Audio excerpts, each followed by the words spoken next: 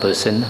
So if you slander a virtuous person, then the karma vipaka, the result is much worse. So in this case, I don't know how many people he slandered. So he is born like that. Then the 10th sutta. I saw a man whose testicles were like pots moving through the air. When he walked, he had to lift his testicles onto his shoulders, and when he sat down, he sat on top of his testicles. Vultures, crows, and hawks, following him in hot pursuit, were stabbing at him and tearing him apart while he uttered cries of pain. And the Buddha said, that being was a corrupt magistrate in this same Rajagaha. So you see, this corrupt magistrate, he does a lot of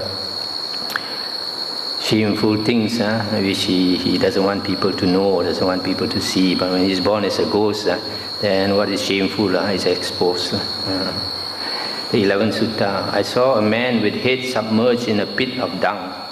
And the Buddha said, that being was an adulterer in this same Rajagaha. You see, when a person commits adultery, he dirties the body. So here the result is living in a shithole, full of shit. The 12th sutta. I saw a man submerged in a pit of dung, eating dung with both hands. And the Buddha said, that being, monks, was a hostile Brahmin in this same Rajagaha. In the time of the Buddha Kassapa's dispensation, he invited the bhikkhu Sangha to a meal. Having had rice pots filled with dung, he said to the monks, Sirs, eat as much as you want from this and take away the rest with you. So here, this hostile Brahmin, he didn't like the Buddha and the monks. So he knew that if you invite them to a house for a meal, they will come for a meal. So he had all the shit put in the pots. So when the monks came, he invited them to eat shit. So he thought it was a big joke, but now his joke backfired. So he's eating shit for a long time. 13th sutta. I saw a flayed woman moving through the air. Vultures, crows, and hawks, following her in hot pursuit, were stabbing at her and tearing her apart while she uttered cries of pain. And the Buddha said, that woman was an adulteress in this same Rajagaha. So this woman, having committed adultery, maybe did it often and with a lot of men. So she was born as this ghost with all the skin removed. No skin. So when the birds attacked her, she was in great pain. 19.14. I saw a woman, foul smelling and ugly, moving through the air. Vultures, crows, and hawks, following her in hot pursuit, were stabbing at her and tearing her apart while she uttered cries of pain. And the Buddha said, that woman was a fortune teller in the same Rajagaha. You see, fortune tellers, usually to make money, they will lie and cheat people.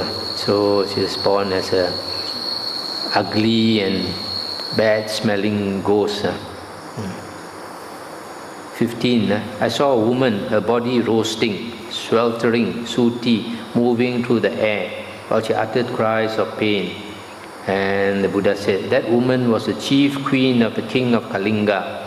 Of a jealous character, she poured a brazier of coals over one of the king's consorts. So this formerly, this chief queen, she was jealous of another wife. So this red hot coal, she poured over the other woman. So now she's born as a ghost, the body roasted, burnt in pain. 19.16. I saw a headless trunk moving through the air. Its eyes and mouth were on its chest. Vultures, crows, and hawks, following it in hot pursuit, were stabbing at it and tearing it apart while it utters cries of pain. And the Buddha said, that being was an executioner named Harika in this same Rajagaha. So this executioner, he used to chop off people's head. So now he's born as a ghost without a head. But he still has eyes and his mouth on his chest. Sometimes people see ghosts also without the head, maybe executed. 19.17. I saw a monk moving through the air. His outer robe, bowl, waistband and body were burning, blazing and flaming while he uttered cries of pain. And the Buddha said, that monk had been an evil monk in the Buddha Kassapa's dispensation. And then 18, I saw a nun moving through the air. Her outer robe, bowl, waistband and body were burning, blazing and flaming while she uttered cries of pain. And the Buddha said, that nun had been an evil nun in the Buddha Kassapa's dispensation. So these last two refers to monks and nuns who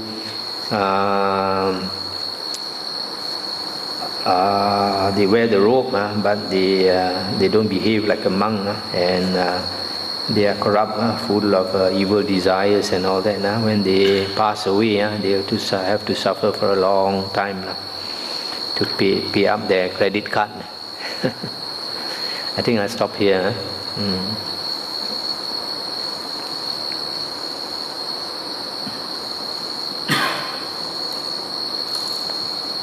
We went through a lot of suttas today.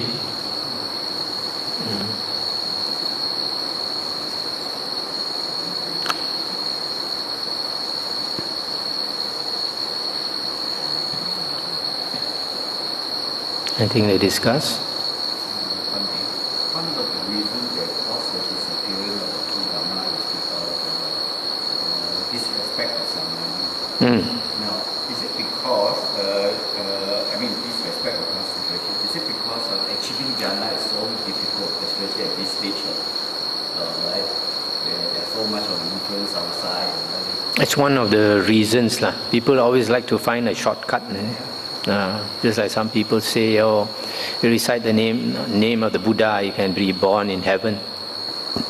But whereas the Buddha says, you have to behave like a heavenly being, then only you can be reborn in the heaven, not just recite the name. It's always the case. People always like to find a shortcut, easy way out. You see, like we learn the Dhamma, in Chinese we say swear for, we follow the Buddha's footsteps, that is the proper way.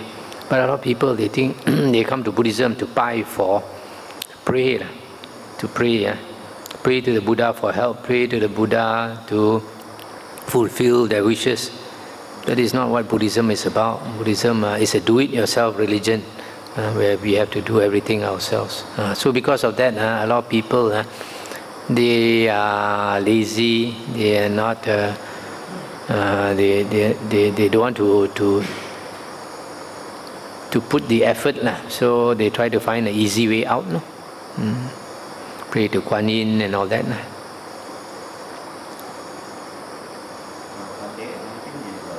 One of the causes of decline in the two Dhamma is also the honor and frame.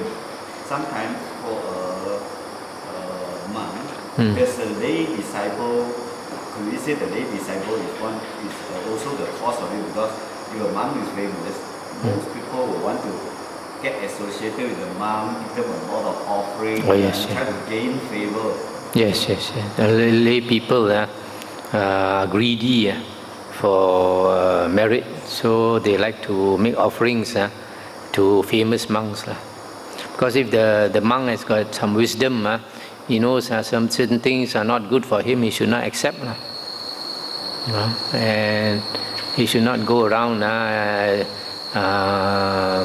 behaving like a movie queen, movie king, a superstar, and all that. So a monk should know how to behave as a monk, not like some monks nowadays. They go around with a TV crew, following them everywhere.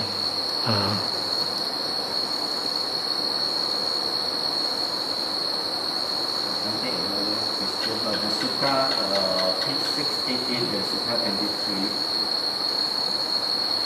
and 24. 688. Yeah, 688.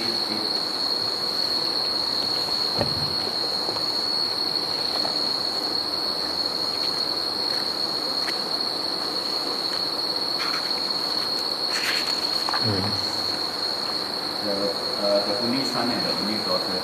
Could Bhante please enlighten us on what are the quality of the householder Chitta and Hataka, and also the lady for the ladies is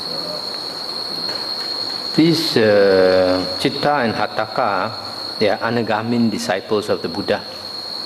Anagamin disciples, and they are very exemplary in that they can be very good in their meditation, and they are strong supporters of the Sangha. Monks come to the house and on arms round, and they support the Sangha, and yet they are very humble. Even though their Anagamins have attained third fruit of the Aryan stage, yet they are not proud. Even ordinary monk comes to their house, they will pay respect because they pay respect to the Sangha, not to the individual.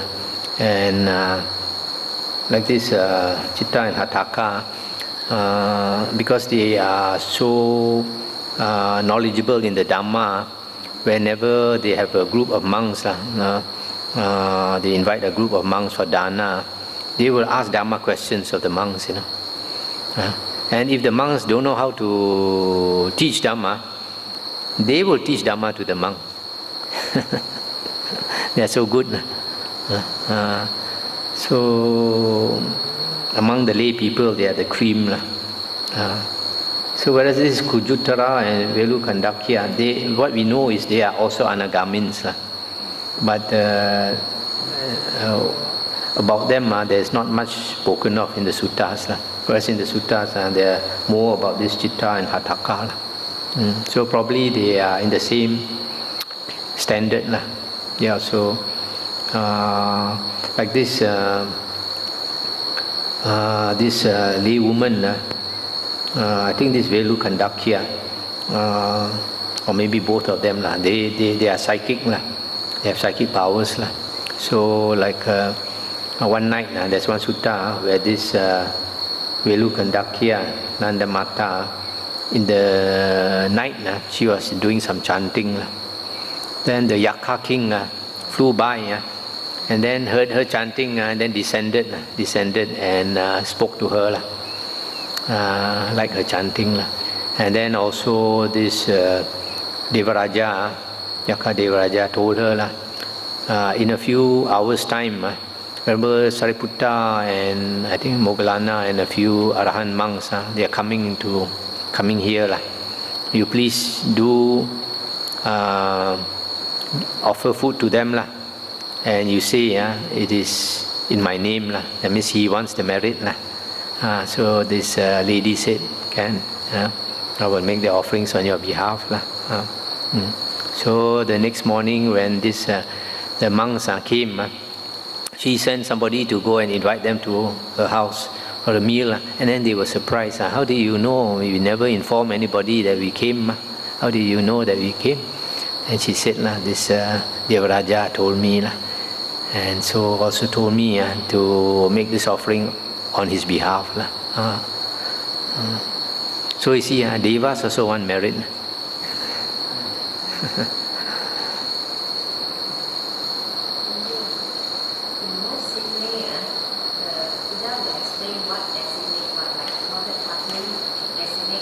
Like in some suttas, it doesn't explain, and they come up with their own version.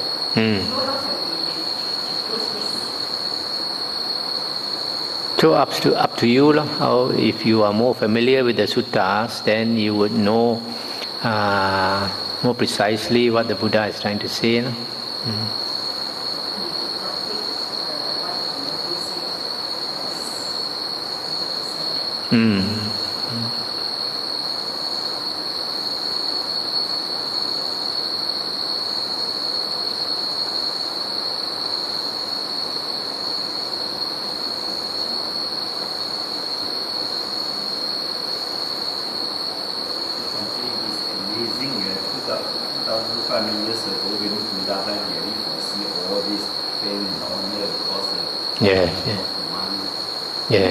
People during that time behave like what we are today. Human nature doesn't change much.